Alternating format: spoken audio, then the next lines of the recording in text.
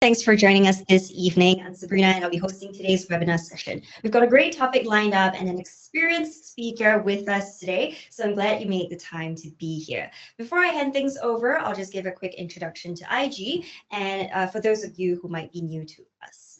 So IG has been around for quite a long time. The company started in the 70s and has been in Singapore since 2002.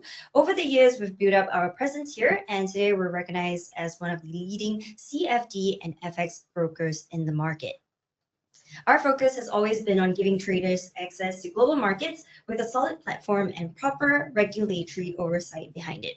If you're considering starting your trading journey, now is a great time.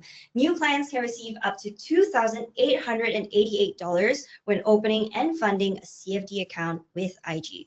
It's pretty simple. All you have to do is create your account, fund it with at least $1,000, and begin trading to unlock your rewards. You can scan the QR code on the screen to find out more. So we'll just pause here for a couple of seconds. Please also do note that terms and conditions do apply. All right, so just as a reminder, the content shared today is strictly for educational purposes and does not constitute investment advice. As always, trading CFDs carries risks and losses can exceed deposits. If you're ever in doubt, we encourage you to consult an independent financial advisor. Now, for our speaker, Tim has spent over 15 years in the investment space across different roles at firms like Schroders, the Motley Fool, and CGS International, and he also teaches with SGX Academy. Today, we'll be talking about thematic investing through ETFs and how investors can approach it in a practical way. We do have a Q&A session at the end, so you may leave your questions throughout the stream, and we'll get to them later on. Over to you, Tim. Thank you, Sabrina, for that lovely introduction. So yes, I am going to be running through thematic ETFs and why they are so appealing for investors, whether you're short-term trading or a long-term investor. I think the appeal is there and it's universal as well.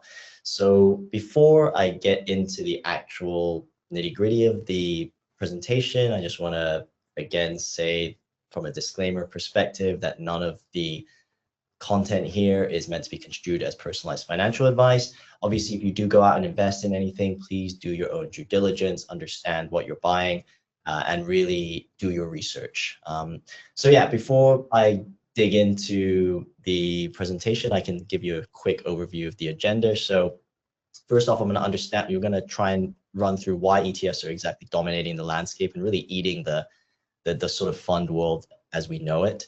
Secondly, what exactly is a thematic ETF? I think some people will have different variations of what they think is thematic, and that might differ from person A to person B of how they view thematic. So I'm going to try and ascertain exactly what thematic is. Third up, then how the world is actually changing and how we can perhaps benefit from that. And then finally, opportunities in the thematic ETF space that we can perhaps take advantage of, as well as some of the pitfalls and hype that I see out there that maybe we can try and avoid as well. So why ETFs dominate the investing landscape? This is a really good start to understand exactly what ETFs are as a wrapper and really why they've driven this popularity in ETF investing. So I think from an asset manager perspective, I mean, I used to be at Schroders, so I can kind of understand how this is playing out. Although I left a few like probably about 6-7 years ago. But even back then, ETFs were really starting to compress fees and eat asset managers' fees, right? And so again, this is a sort of gift from one of my favorite shows, Succession. I think for a lot of asset managers over the past decade, it has been rough going. It's been a lot of fee compression, a lot of ETFs going into passive space that have really just taken AUM off asset managers, which are accustomed to really earning a pretty juicy margin on assets under management from these types of funds. And so if we just scoot on over to the next slide, I can kind of show you why that's been the case, right? So fees have basically been compressed because we know ETFs are very cost effective. They're very low cost in terms of running them. If you run a passive ETF, you're able to basically not have an investment or an active investment team behind it, and all you're doing is really just mirroring an index. And so you've seen big players like iShares from BlackRock, Vanguard, Spider. These guys have been able to really build out some massive ETFs. And what that has done is it's really compressed fees on the active side. And so if you look at the left-hand side chart on equity mutual funds in the US, this is in the US, you can kind of see 30 years ago, about 1996, the average was around 1.57, or simple average, right? And that's really plummeted over time, and it's now down to 1.10 as of last year. But I kind of want to take your attention to the green bars, because if you look at the asset weighted average, that's more interesting. The asset weighted average is actually looking at how it's fallen from 1% in 1996 to actually around 0.4% in 2024. So that's a 60% reduction in fees from the asset side. And we can understand from the asset weighted average that that's going to come from massive ETFs like a Spider SPY or a VOO, Vanguard's S&P 500 index, because we know a lot of investors have just gravitated towards that. And if you can save money and you are getting better returns than a lot of professional managers over the long term, then it really is a no-brainer for a lot of these flows to end up in these passive ETFs. And that's what's happened. Not so much in terms of the fee compression on the bond side, although it's still bad, but you can kind of see across all fund types, there's been fee compression. And so that's really driven a lot of consolidation in the fund space. So if we kind of move over to the next slide, it's driven basically a lot of fund managers into each other's arms. We saw that with the Standard Life and Aberdeen deal a few years ago, where they rebranded themselves as ABRDN. I don't know who came up with that name. Absolutely horrific rebranding. I think they've rebranded themselves again back to Aberdeen because no one knows how to say ABRDN. But Standard Life and Aberdeen basically merged, tried to cut costs, tried to cut their way to success or to profitability. And it really didn't work out for them. And then we can kind of see on the bottom right-hand side that BNP Paribas actually completed a 5.1 billion euro acquisition of AXA's investment side earlier this year. So we're seeing consolidation on the insurance side as well as the asset management side for large asset managers that really are trying to scale at more profitability. And this has really been driven by ETFs and the fee compression that we can see. And so if we kind of go to the next slide, I'll show you exactly why. So there was that saying in the 2010s where Mark Andreessen would say that software is eating the world, right? And I think in the financial services space, ETFs are basically eating the world, because the ETF growth, both on a numbers or a sort of volume perspective, as well as a value perspective, is enormous. So if you kind of take a look at the bottom right-hand numbers at 17.6 and 17.8, that's what you need to know. And that's 17.8 trillion in AUM globally for ETF assets, right? And it's grown at a CAGR of basically 19.5%, 20% over the past 10 years. And if you saw the recent news that in the US at least, the number of listed ETFs now outnumbers the number of listed stocks.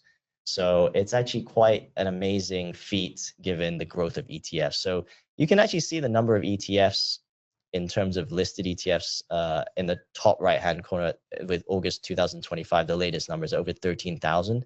So the number of ETF listed assets now is enormous. So it's important, just like stocks, to be able to understand what you're buying, why you're buying the ETF. And an ETF is really just a wrapper, right? It's a wrapper for assets, and it can be wrapped into whether it's commodities, whether you're buying gold, whether you're buying Bitcoin. You've seen this really take off, and you saw that with the Bitcoin listings last year with iBit from iShares, as well as the Fidelity Bitcoin Trust as well.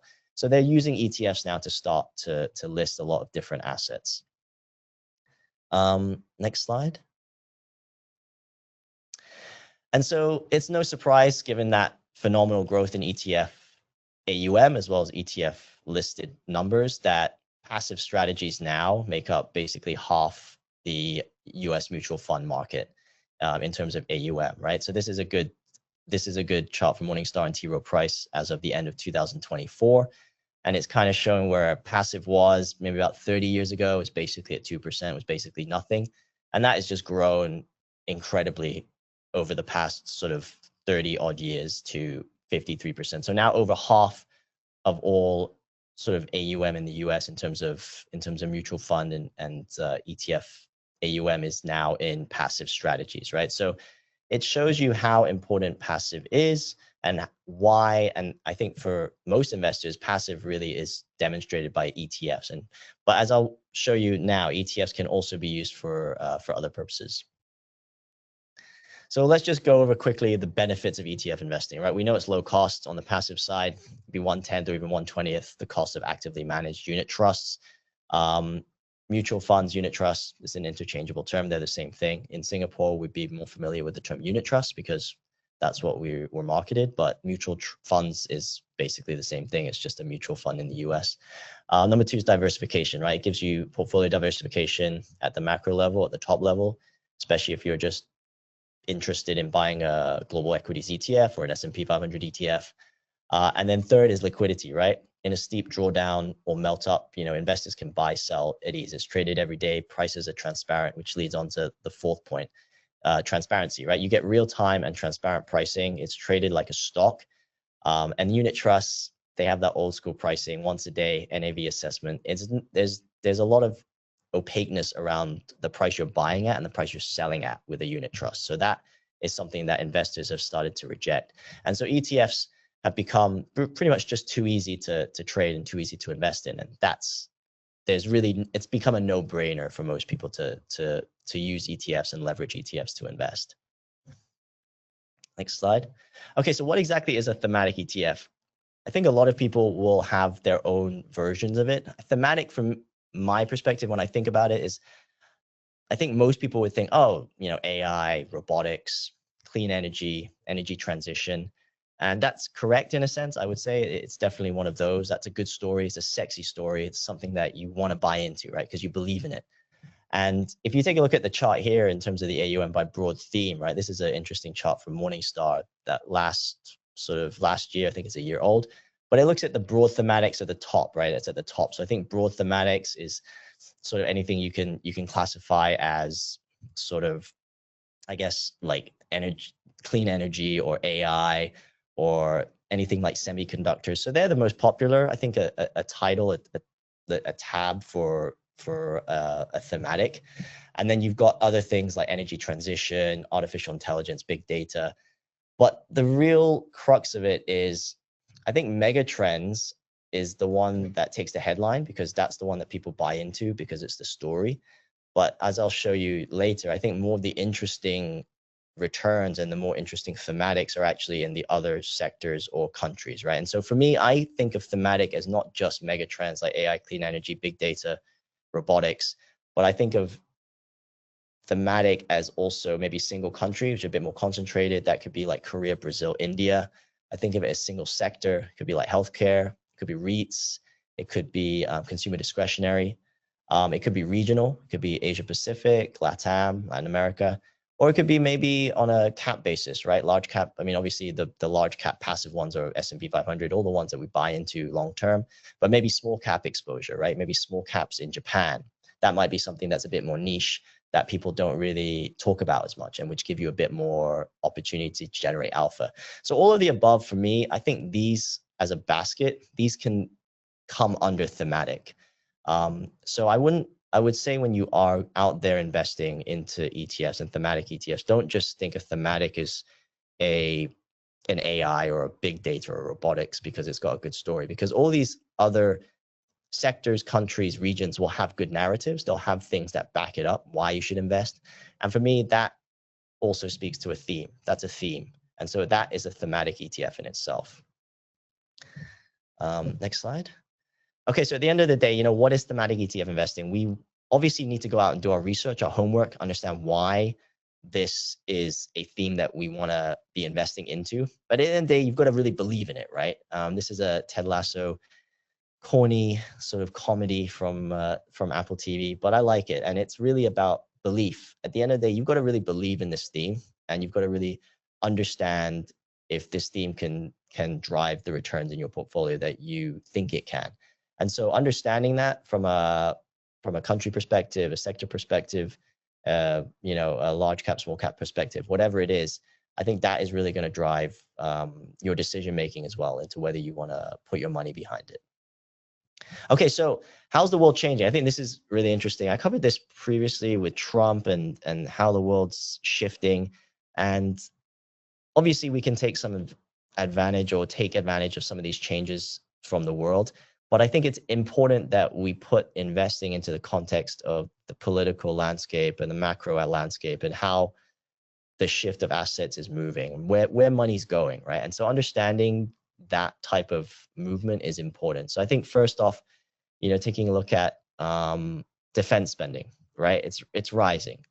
And I love ESG because the ESG debate a few years ago, if you remember in COVID, everyone was talking about ESG like it was the next big thing and a theme.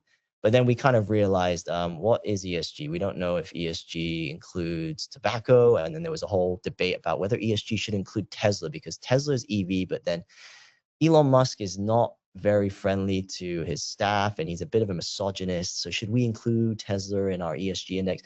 So there's a lot of these pedantic, I'd say pedantic questions being asked. And at the end of the day, it was kind of lost on people that ESG actually, maybe it didn't even return that well, you know, that much alpha versus just a basic index. And a lot of that talk back then was about defense. We don't want defense companies in the ESG space. But if you now talk to European investors, you know, talking about defense and how they should really be spending their money or where they should be putting their money, defense comes up again and again. And now the justification is, well, we've got to defend ourselves. We can't rely on the US. We can't rely on President Trump to keep bankrolling us. And so really, you know, maybe defense shouldn't be included in these exclusions from ESG. You know, maybe defense is a right, it's a human right, it's a fundamental right. And so whatever your belief is on arms or manufacturing or whatever it is, I think now that the narrative's flipped, right? And whether anyone believes whether they want to buy into these defense companies or not, it's a theme and it is happening, it's playing out. We can kind of see that because there's been a push towards more defense spending in Germany, in France, in the UK, and that's really driven by NATO, right? If you kind of take a look at the left-hand side on selected NATO defense spending as a percentage of GDP, the 2025 target is 3.5%, right? And Germany is not going to make that at all. But you can kind of see at the bottom of the chart, at the bottom sort of 4 or 5 countries, they're the big spenders. So even though Poland's close to over 4%, if you look at the amount of money that Germany, France, you know, Italy, Spain are spending on defense, they can be spending a lot more. And we've kind of just seen recently that Trump has pushed NATO and has pushed the EU to kind of meet a 5% GDP spending target. So whatever happens, we know that European countries are going to be spending a lot more money on defense. And so that's going to flow to whether it's arms makers, whether it's, you know, engine makers. There is going to be a whole industrial complex behind that will benefit.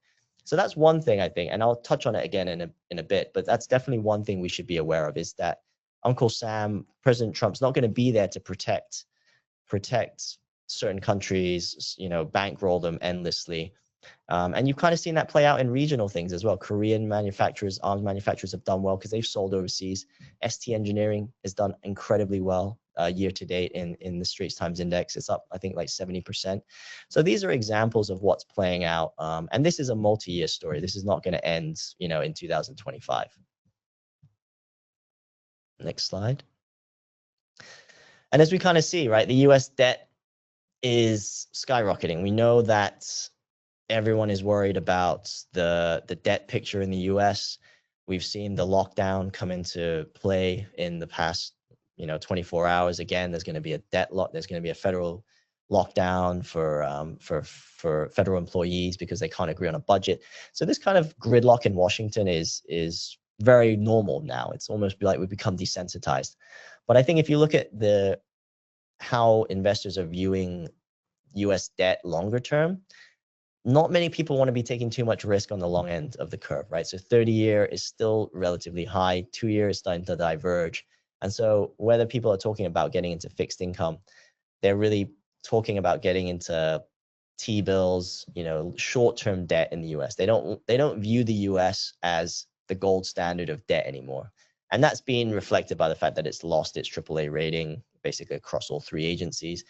But people are really starting to feel that they can't trust US debt as much as they could before. Not to say that it's untrustworthy, but it's definitely not what it used to be. And that's really being reflected in where money's heading as well. Next slide. And as I said, this is something I'd also brought up last time. We've had on record just recently the worst nominal returns for US Treasuries on the 5-year and 10-year basis for 10-year government bonds, right? So the 10-year Treasury, which is really the gold standard of lending for long-term investors, it's just had its worst 5-year and 10-year nominal performance. And so that's pretty bad going back around an odd sort of 200 years. It's not as bad as post-World War I or the 70s when inflation really started to take off in terms of real returns. But in terms of nominal returns, it's bad. And so people are starting to wonder, do I want so much of my money in the US or do I want to be putting it somewhere else? And so India is an interesting one, right? India's had the massive trade war. We've seen that play out with the US as we thought it was going to be a beneficiary maybe 6 months ago.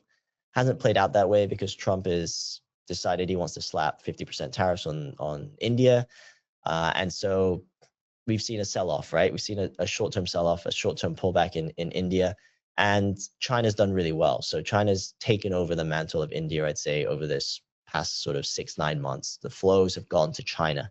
But Indian domestic consumption is still strong, right? There's still a story in India. If you take a look at this chart, in terms of where the demand is, rural demand continues to outpace urban demand. So rural India is actually doing well. We kind of see the same sort of story in China with tier 3, 4 cities. They've got better consumption trends than the urban core. And so in India, given the population and the still, I guess, low penetration of an urban population, that means a lot of growth in the rural spaces, right? So in terms of the demand growth for investors, there's still a lot of demand growth from domestic consumption. So I think Indian domestic consumption is a strong story that will continue to play out, even though there's trade worries, right? There's tariff worries about the US and there's tension with India and China, perhaps. But in terms of the domestic consumption, I think that's something that a lot of Asian countries can still rely on quite well. Next slide.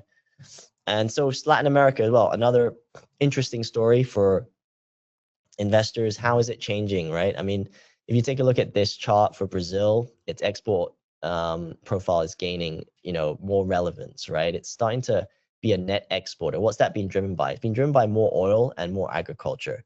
It's now the largest net exporter of agribusiness type goods, right? So you're talking a lot of soybeans, a lot of corn, and so Brazil is really becoming a powerhouse in terms of its agricultural industry, and so that's also playing out with investors and with investment into LATAM. And if you kind of take a look at LATAM this year to date, it's up, something like 35%, and that's been driven by obviously a dollar weakness, but also strength in Latin American countries, right? They're kind of being seen as perhaps benefiting from this China-US tension. So there are going to be flows that go to certain regions, certain places, and Brazil, Latin America is one of those places. Slide. But I think as a whole, this characterizes really the rise of the global South, right? We've talked about it. I talked about it previously on a podcast, I think a few weeks ago, that globalization is going to happen. And the US has this attitude that it doesn't want globalization to happen without the US benefiting a lot, right? Being the main beneficiary of it. But the way that it's gone about trying to broker deals, or the way it's alienating allies and then slapping sanctions on people, I think globalization is going to continue, just the US is going to get left behind. And so we've kind of seen that happen already, right? The global South is starting to come up with more trade agreements. We just saw China, India, and Russia broker an agreement on the amount of trade that can be settled in Chinese yuan or in Indian rupee. So there are going to be bilateral, trilateral agreements made between countries in the global South. And we kind of take a look at this great chart from Lee Kuan Yew's School of Public Policy, just looking at what is the global South, right? I mean, it basically is non-Western countries. I think that's probably the easiest way to explain it. It's Latin America, it's Africa, it's Asia, but excluding Australia, right? So it's got an incredible amount of people. It's going to represent 85%, over 80% of the world's population in these countries, and contribute, nearly 2/5 of global GDP. So these countries are going to continue to grow. They're going to continue to trade with each other, and they're just going to find ways to make money and trade without the US. So I think this is an important shift that we're kind of seeing over the next 5, 10, 15, 20 years that's going to play out. Okay, so where are the opportunities in terms of thematics? So I'm going to run through a few things that I think are worth looking at more closely, and then I'm going to maybe give you a few tidbits in terms of what you should think about when you invest into thematics and whether a lot of the hype out there is really worth it. So I think first off, let's start with opportunities, right? I think gold's pretty obvious. I would say gold is a thematic because it really is literally a story about de-dollarization. It's a story about a weaker dollar. It's a story about decentralization of assets, right? So gold has become really a de facto play on a weaker US dollar. And we've seen the dollar really weaken this year. And so that's obviously had an impact, right? People don't want to hold too many dollars. People don't trust US debt, et cetera, et cetera. It's a bit of a snowball effect. And so countries have been massive buyers of gold. They were last year. They continue to be into 2025. So central banks in India and China, in terms of the amount of gold that they increased by. I was surprised to see Poland topped it in 2024 in terms of the actual amount. But India and China are second and third, right? So India, China, they're starting to stock up on more gold. And we're kind of seeing more European countries also start to raise their gold holdings in central banks. So that's just one leg, I'd say, of the driver, right? Another one is ETF inflows. And ETF inflows in gold have been popular. They're not so consistent, I would say, as central bank buying of gold, but they're definitely there, and it's something that investors should be aware of, right? And gold has become an easy asset to buy via an ETF. You can buy it obviously via a big GLD type ETF in the US, or you can buy it in a low cost sort of UCITS structure in London via IGLN. But obviously, figure out which one works for you. But these are easy assets. So this is an easy asset to wrap into an ETF and then to list, right? So GLD is a big one that's been listed for sort of 20 years. You can also buy it locally in Singapore on the Singapore Exchange in Singapore dollars. But gold is an easy one. The second slide, and that it's driven a sizzling first half, right? For gold. Gold's up over 25%. Its best year since 1980. We've seen gold recently hit record highs again in the past sort of week since I put this together. It's also reached another record high because of the federal shutdown in the US. So anytime there is this type of worry about the world, about the dollar, about people just shifting money out of the US, I think gold will benefit. Now, having said that, what could really turn the story on gold? I think any sort of agreement between the US and China in terms of trade, them coming to some sort of peaceful resolution and understanding on trade, or an end to sort of the Ukraine-Russia war, right? We get a tone down in that, and we see a lot of peace that we might not expect. I think that's a great scenario for investors. That's a great scenario because that should be a risk-on environment for assets, right? If we have a peaceful coexistence between the US and China and some sort of great deal struck, and then Ukraine and Russia figuring it out and there's a peace deal there. But at this point in time, that doesn't seem likely on either front. But that is what could really turn the story on gold. And one more slide. I always love this one. This just shows you how impressive gold has been this century. It's the best performing asset class since 2000 in the millennium. It's beaten the S&P 500 on a total return basis. Gold doesn't pay a yield, but even with dividends, it still beats, even with the S&P 500 dividends, it still beats the S&P 500 this century. And you kind of seen it's traded sideways, right? Basically from post 2009 to literally 2019, it didn't actually do much. It kind of dipped and then kind of stayed in range bound, and then it shot up post COVID. So we could be moving into a different kind of phase for gold, given all the uncertainty that's out there in the world.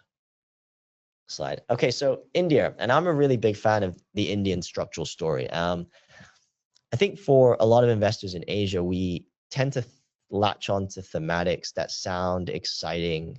For example, Vietnam, Indonesia, great thematic, great story, right? Indonesia, 240 million people. That's great. It's a you know an archipelago that is growing fast. People are spending more. There's a really great amount of data that says this is a great story, but the returns just haven't been there for a lot of these single country. And I think India is probably the exception to that, because India, as you can kind of see on the left-hand side, the index, earnings per share, corporate earnings, and GDP, they've all risen in tandem together.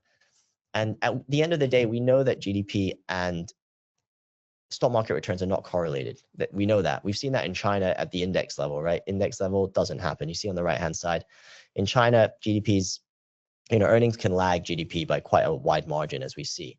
So I think with India, we actually have a consistent story over the past sort of 20 odd years, 20, 25, 30 years, and that's going to continue, I think, longer term. Next slide. So I think from a long-term perspective, I like this chart because it kind of just shows you what's happened year to date for the Hang Seng, which we know has just skyrocketed on tech, right? Big tech in China, the AI story. And it's up over 35% year to date, right? And the Sensex, which is the benchmark in Mumbai, is up just over 2%. So it's not done very well. It's been really kind of anemic so far this year. But zoom out and look at the past 30 years, and really the Sensex is up, over 14 times the Hang Seng, or 15 times the Hang Seng, right? So I think it kind of puts everything in perspective. I think flows this year have obviously gone to China. There is a story there. I'll touch on it as well with China. There definitely is a story there with AI, but I would say that it's become a bit more of a flow story. So year to date, in terms of where investors are putting their money and where fund managers are putting their money, right? We've seen fund flows come out of India. Net selling this past month has been the largest, I think, in sort of 5 or 6 years in India in terms of fund flows, like foreign fund managers. And they're starting to allocate more to China, because they were always overweight India and they were underweight China. Now they're they're overweighting China. So this is a shift. Whether it lasts or how long it lasts, it's hard to tell, but you could ride on either one. I think that's the beauty of it. Next one. And I say India's expected growth is still strong, right? This is the Amundi capital assumptions, like returns assumptions model, looking at where they see major markets, globally in terms of 10-year returns. And so India still ranks quite highly, right? It's still up there, above EM, above China. US is 6-ish%, but India's at 8.2, right? And this is what a lot of fund managers are also thinking. Longer term, India is still a very, very strong story. But China is also doing well, right? China's got the AI tech story, that's strong. I mean, tech sector earnings have climbed, right? Estimates have climbed. So a lot of analysts are now re-rating companies like Alibaba, like Meituan, like Tencent. They're excited. I think this is a story that maybe is yet to obviously fully play out. Earnings are going to follow, but at this point in time, it's kind of difficult to say where the exact winners will be, just like in the US. Obviously, we know the picks and shovels players will do well. NVIDIA's, the Broadcoms, the AMDs, although AMD's not done that great. But the chips players will do well. We've seen SMIC in China do very well. But there's still a lot of competition as well, right? In the food delivery space, in Meituan and JD, there's been some talk about it cooling off, but then you're not sure if that's going to really drive the desired behavior from corporates. But again, this is an exciting space, and they've come out with DeepSeek. So I think earnings estimates are being revised. Whether it's going to get backed up by massive, massive earnings growth from the likes of Alibaba is still something that's an unknown, right? I think last quarter earnings were up. Cloud was triple digit, but it's still a tiny portion of its core business, right? Its core is still e-commerce. So I think in terms of the growth expectations, there are some pretty lofty, I'd say, expectations baked into growth, but this could still run, right? So this is an interesting, I'd say, short-term trend that investors could be looking at in terms of riding it, but it's run already very strong. Now, one thing I quite like is healthcare. I know it's a really boring sector, but if you're thinking of a thematic, it's actually a very good defensive sector to have access to or have exposure to.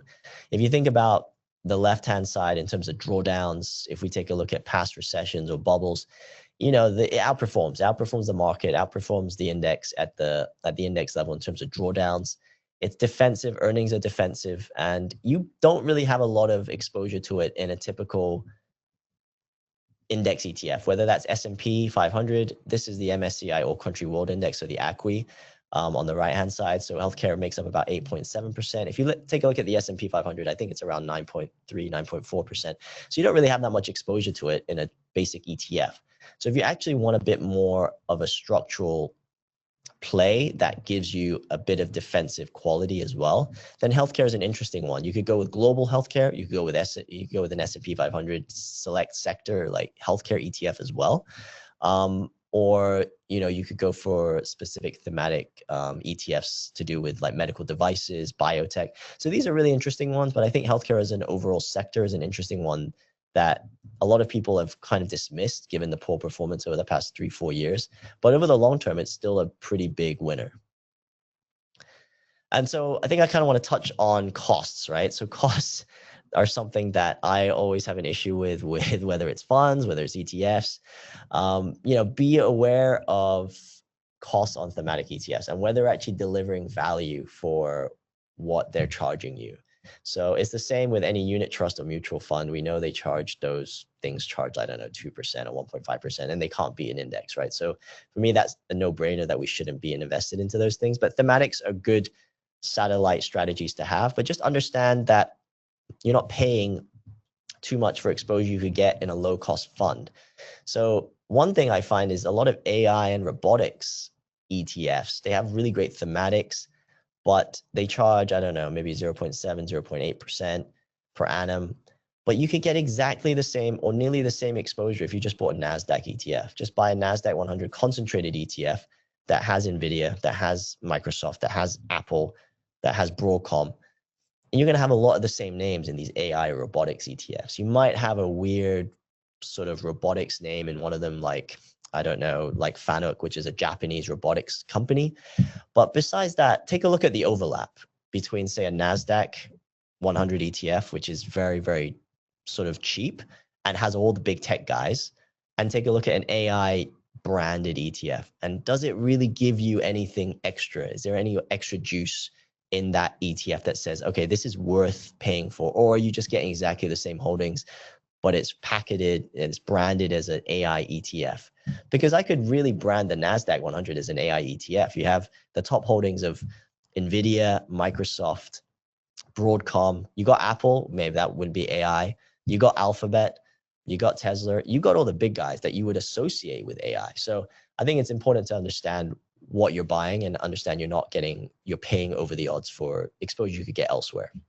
Okay, so again, understanding the data on hot thematics. And this is one I really like because this kind of breaks down everything in terms of the top performing themes and the bottom 6 performing themes. And I would say this is Morningstar. So Morningstar has a bit of a different definition of what a thematic is. They tend to look at they tend to exclude traditional sectors as well as single country. So this is just looking at themes and like hot themes that are out there. And so this is looking at annualized excess return versus their ETF benchmark, their respective benchmarks over, the past 5 years. And if you can see, the top 5 have done absolutely horrifically. The one that's done well is defense. And so I think that's something that, as I said, I think will continue to play out. But political, AI, and big data, logistics, and transportation, it's marginal at best in terms of outperformance. And if you take into account the expense ratios, does it make much sense versus just investing into the index? That's a question for yourself to kind of determine. But if you look at the bottom 6, there's some terrible ones, right? Cannabis, life sciences hasn't done great, wellness. And there are some great stories there. I think there's always been great stories behind these thematics. Water is a great story. I love the concept of a water themed ETF. Water is so important. We don't have enough water here. We need clean water. There are so many different companies doing cool things with clean water and the technology behind it. Does it return great returns? No, not really. It just doesn't. And you look at the data and you go back on 1 year, 3 year, 5 year returns. Look at the data. Understand, does it actually perform well? Or is it just a story? Because I think there's importance between determining a story, just like when you talk about a story stock, like, oh, is this a story stock where it's a great story and then it just crashes 80% and you've just basically like you lost all your money? Or is there a company behind it like an NVIDIA that's actually got the story backed up by the data and the earnings and everything else?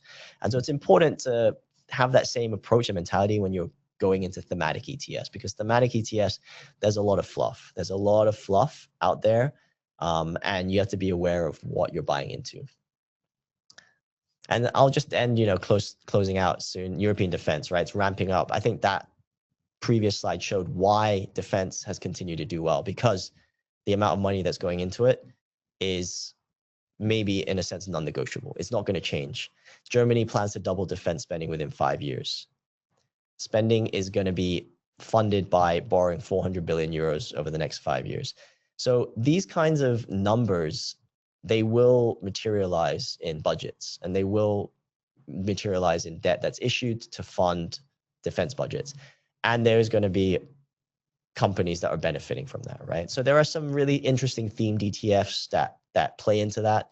There's an interesting one listed in London with the ticker NATO, NATO, funnily enough, by Han ETF, and that's a defense themed one, and that's done incredibly well. Obviously, understand what you're looking at, but these types of themes, I think, are a bit more concrete and backed up by data that's actually going to drive earnings for companies. And at the end of the day, we know earnings, margins, these are the things that will drive companies, and that's the thing that will drive growth in thematic ETFs, because at the end of the day, you're still buying into companies, right?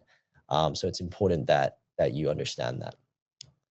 So I'm just going to end with my thematic ETF investing rules. I have 3 really important rules. First off, focus on the structural thematics and not the fads, minus the earnings, because a lot of these are fads that don't come up with earnings, that don't have earnings behind them. And that's going to be, I think, critical to really understanding which ones you want to go into, whether it's short term or whether it's longer term.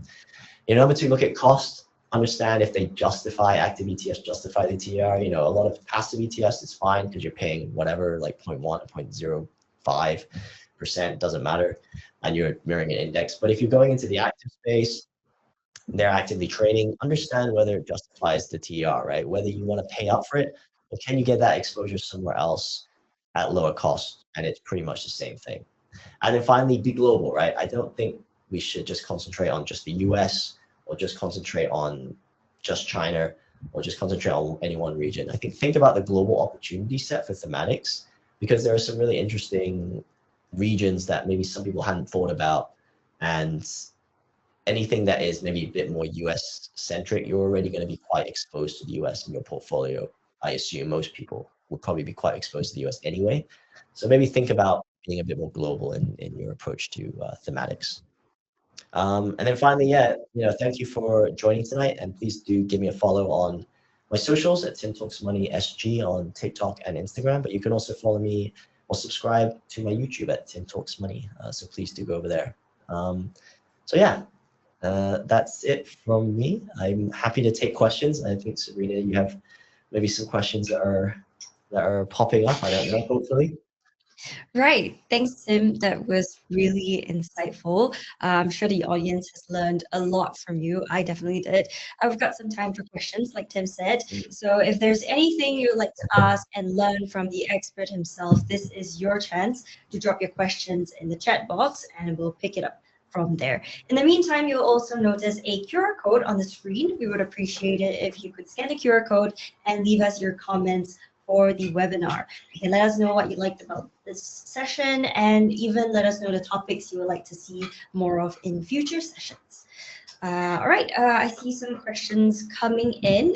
Maybe you could answer this one first. Yeah. How do you view thematic ETFs versus traditional sector-based ETFs?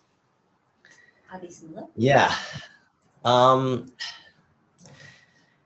I said, I think I could view a sector ETF as as a thematic as well, I think, because if you're thinking about the sector, is it either in the US, is it global, is it real estate, is it REITs? Because real estate might involve like, other companies to do with real estate construction. It might not necessarily be REITs. And then there's also REITs in Singapore. You can buy REIT ETFs as well. So I think if you're looking at sector ETFs, I would bucket them under a thematic. I mean, obviously something like technology is so big. I would say because tech has become such a big part of basic market indices that it's almost not a thematic anymore, unless you're diving down deeper into like sub tech themes like cybersecurity, really sort of like cloud software, like things that you wouldn't find in the big index, right? I think that would be like a sub-thematic of tech. But tech by itself is almost not a theme because it's so prevalent. It's like you're already 30% exposed, 35% exposed in the S&P. If you buy the NASDAQ, you're like 70% exposed to tech. So it's almost like an index in itself, tech. But I'd say with the others, because they're not so prominent, you'd be looking at wanting to maybe get exposure to a thematic that is not a big part of the index or the global index, whether that's, as I said, like utilities, whether it's REITs, whether it's healthcare. Consumer discretionary financials are relatively big, so maybe you wouldn't consider that. And I mean, most people in Singapore probably own banks in Singapore, so you maybe don't want financials. But I would say it is a theme that I would consider. And again, healthcare, you could drill down into other sub-thematics from healthcare. So there are, for example, like medical devices and instrument ETFs that focus on companies that just produce, medical devices. They're not in pharma. Then there's pharma type ETFs, then there's biotech. So it depends. But if you look at like a healthcare, I would just say be careful with some of the healthcare ones. I know in the US, the Select Spider healthcare one has been crushed because of United Healthcare. United Healthcare is such a big component of that index that it becomes a little bit of an outsized influence, right? If it had bad earnings, which it did for a couple of consecutive quarters, it cratered sort of like 30-40%. And so that has a big impact on the ETF. So I think if you are going to go into the sector type stuff, just be aware of your exposure at the stock level. Like how much does the biggest stock holding have an impact on the ETF performance? Okay. Thank you. And here's another question. I think this is a hot topic. In your view, how long will the US government shutdown last? And what's the impact on the US market?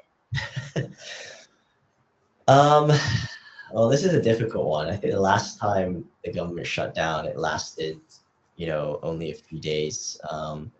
But there always seems to be some sort of agreement that is struck. I know Trump has been talking a lot about trying to fire federal employees and do all that in the shutdown, but I think there are going to be court injunctions against it. I don't think it will happen or be allowed to happen anyway. I saw before I came here that futures had probably recovered a little bit. I don't know where they're sitting at now, but futures were initially down, I think about 1% earlier this afternoon. So they weren't liking it, and gold was at a record, right? Gold had jumped. So the impact short term is typical. It's going to be a lot of horse trading. I think there's going to be a deal struck. I don't think it will be too long. I think longer term, obviously, given how it's happening now, each side will want to come out of it blaming the other and making them look like the bad guy, right? So I think the optics are important before a deal struck. But a good point that I've heard being raised about next year is that there's going to be a lot of campaigning for midterms in 2026, right? So I think Trump is maybe going to be a bit more of a pushover, although he's been pretty big pushover in terms of trade talks this year. With the taco trade, Trump always chickens out, that one that everyone likes to talk about. And I think you could see more of that happening in 2026 because there are going to be midterms, because he's not going to want to rock the boat. He's not going to want to raise inflation. He doesn't want to see inflation go up. If inflation goes up, they got reelected. Or he got elected based on Joe Biden's inflation and the inflation that he had when he was in office. So I think keeping prices stable, making sure people are doing better, that's going to be something that's on his mind. So I think for him next year, that'll be an interesting one to watch. But I think the deal will be struck. I don't think it will take too long. But the market impact, I think, is really hard to discern, because it's going to be coming down to a lot of optics and what is coming out on a day-to-day basis. And so how should traders manage this kind of volatility? Well, I think your position-wise, be responsible. Like, obviously for traders, you obviously have a plan. You have a trading plan. Stick to your plan. Don't deviate from it. Don't let emotions come into it. I think whether you're trading or whether you're investing, emotions are just never a good thing to have, right? Don't make decisions based on emotions. I think that's the most important thing. I think a lot of people made decisions based on emotion in April, Liberation Day. That didn't work out well longer term. Maybe it did on a short term if you're shorting the market. But have a plan. I think for traders, you are going to likely have a plan if you're experienced, if you know what you're doing, and stick to it. And don't let the noise and don't let the emotions creep into what you're doing. Well said. Yeah. Here's another question. Some industries can be cyclical. What are the possible signs we can look in underperforming themes? For example, life sciences being able to recover or reverse a downtrend. Yeah, I mean, that's a good point. I think with the cyclicality, it's a bit more maybe company specific as well, in things like life sciences or healthcare, because traditionally, healthcare wouldn't technically be that cyclical, but things like oil and gas and financials, you would expect to be cyclical, right? It's going to be hitting a bottom. It's going to be coming back up again. I mean, we saw that with banks in 2020, and then rates being raised and growth still being good. It kind of it just took off, right? Banks took off. But I think it's important to, I'd say, look at the history of these companies as well, underlying holdings, understand what maybe their earnings profile looks like. I think any ETF is only as good as its components, right? What's inside the ETF, because at the end of the day, it's a wrapper. So what you're buying is you're buying a basket of companies. And if you buy the NASDAQ, you're going to be 25% invested in Apple and Microsoft. So Apple and Microsoft better do well, right? You got to know what they're doing. You got to be at least aware that they're doing okay. Large cap tech tends to do pretty well, big tech, so it's fine. But if you're looking at healthcare, what are the companies in the basket doing? Are they doing well? Are they able to kind of come out of this funk? So I think thematic investing does take a bit more time. You should really be a little bit more invested into what you're buying versus an index, which is just basic, right? You just buy it and don't really have to think about it. But if you're thematic, you might need to be a bit more active in terms of understanding what's in it. If you have large exposure, understanding the earnings cycles for healthcare and life sciences, whether that's going to come back. And so that can be a bit difficult as someone who isn't familiar with certain sectors. But I think doing more digging, doing your own research, I think it's important to kind of get a better picture. What are some ways that they can start learning more about these, right? Like these companies, how do they get more information about them? Well, starting is going through the 10, the AQs, the 10Qs, so annual report, quarterly earnings, looking at what management's saying on calls. I would say nowadays, ChatGPT you can use to really summarize all this stuff. It's going to save you a lot of time in terms of research. Just put in the 10Q, get them to pull out numbers. If you have a transcript for the earnings call, get them to summarize it for you, what's going on, where the growth opportunities are. I think do a bit more digging on the company itself, what it's doing, if it has a big impact on the ETF. And then if you see that across the board with some of these companies in that ETF as well, you can kind of figure out whether these trends that they're riding are together or whether it's a company-specific problem with some of their earnings, right? So I think life sciences hasn't done great, but then look at what the companies are doing in it, right? What's the big drivers, and has there been an outsized position that's not done well, but the rest have done okay, and then it's been the ETFs faulted because of that one big position. Thank you. Yeah. Someone also asked, what do you think about a nuclear themed ETF? Yeah, that is actually a really good question. I am definitely positive on that. I think it is it's an interesting space. I think it's also one of those where there's bipartisan support in the US, which is important because we know that Trump hates solar, hates wind, doesn't want these types of renewable energy, but he's been pretty gung ho on nuclear. And so are the Republicans. So I think for investors looking at power, it's an interesting one. But there's a lot of talk about these small modular reactors, SMRs, and and at this point, there's nothing that has backed it up to say that they'll come in on time in terms of cost and efficiency. So I think just watch earnings and understand it. So here's another one. How can traders identify emerging schemes before they become mainstream? Oh, that would be a really nice thing to be able to identify. Perhaps maybe any signs, indicators that they could look out for? I guess if you see a lot more like volume in certain sectors and certain things, but by that point, I feel like it'd be priced right into the market probably. We saw that with quantum computing. Quantum computing still, I thought would be something that popped, but it's still doing quite well. Some of these names are up, I don't know, like 3,000-4,000% in the past year, right? Like Rigetti, a couple of the other like IonQ, whatever it is, like these guys have done well. But then again, is it backed up by earnings? Probably not with some of these companies. The earnings are out like 10, 15, 20 years out, if ever. But that might be a bit more trading oriented in terms of like where volumes are headed. But I think it's difficult from a trading perspective to maybe like identify an emerging trend and then how much has it got to run, right? Like that's the key question, is when are you entering and when you're going to exit the position. So you got to time it correctly in and then out as well. So I think for identifying those types of trends, you can kind of take a look at, maybe volumes around certain names and certain sectors, but I think it's maybe doing a bit more of the on the ground research yourself as well. Maybe if the topic is coming up more in headlines. Headlines, things like that, like news and like, I guess news flow, but also a lot of the real-time data that a lot of investors use nowadays, like forward looking.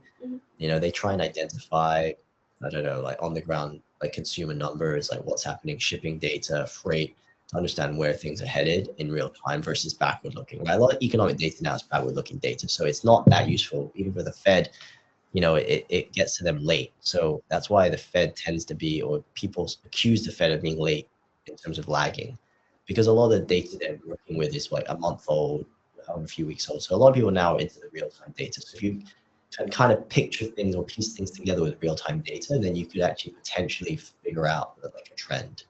Yeah. I think that's like an overwhelming amount of information.